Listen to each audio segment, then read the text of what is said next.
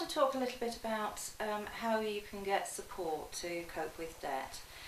Debt is something that a lot of people are struggling with at this moment in time.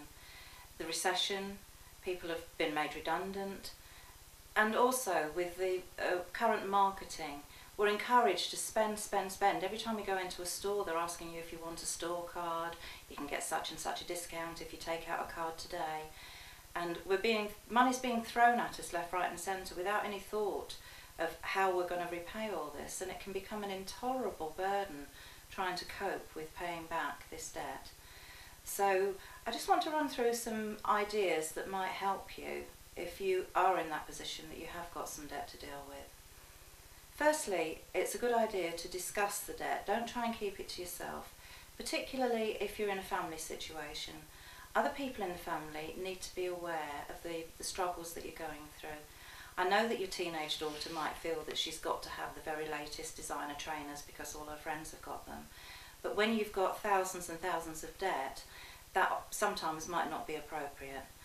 Also, for your partner, you need to be working together as a team to be able to look at how you can resolve these issues rather than feeling that you have got to deal with this completely on your own. Sometimes talking it through with somebody at work, a human resources department, if they have an employee assistance program, they often have a counselling support line. And looking at what you can do for yourself, it's a good idea to make a budget, write down what all your outgoings are, all your essential outgoings, things like your mortgage and your utility bills. Look at things that perhaps you spend on a daily basis where you could save money. How much do you spend a day buying your latte or buying a sandwich from the local shop? Could you save money by taking your own sandwich and taking a flask?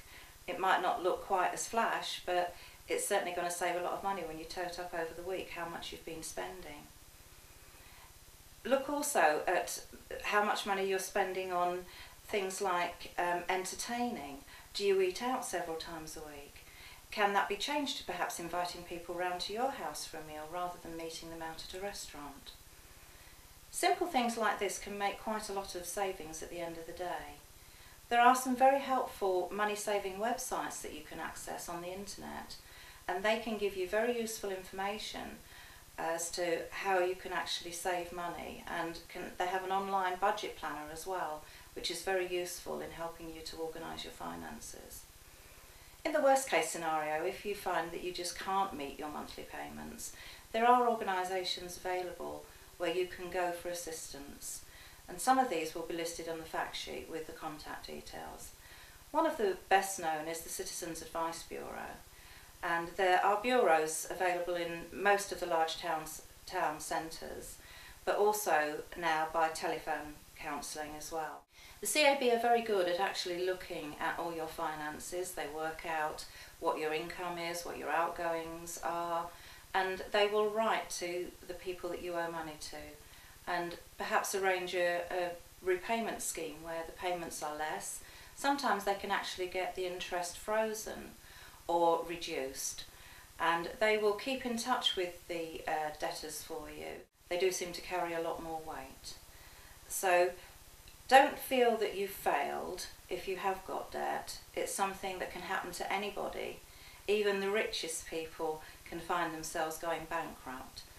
So look at what you can do to get yourself out of the situation rather than feeling overwhelmed by it.